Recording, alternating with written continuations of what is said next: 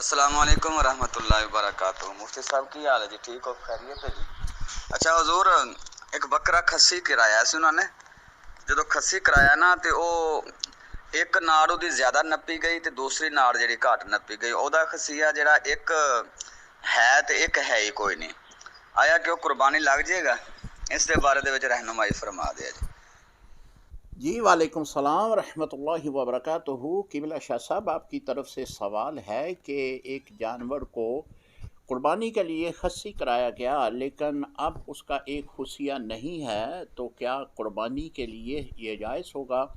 جی قبلہ شاہ صاحب، خصی کرانے کے بعد خصیہ غائب نہیں ہوتا، خصیہ رہتا ہے، لیکن اس کی نشو و نما چونکہ رک جاتی ہے۔ بعض جانور تو ایسے ہوتے ہیں کہ جن کا بالکل نہ ہونے کے برابر ہو جاتا ہے، تو لہٰذا یہ قربانی کا جو جانور ہے اس میں عیب کی صورت نہیں بنتا۔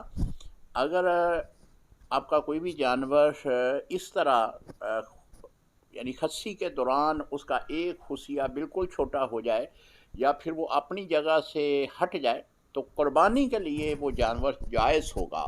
السلام علیکم ورحمۃ اللہ وبرکاتہ۔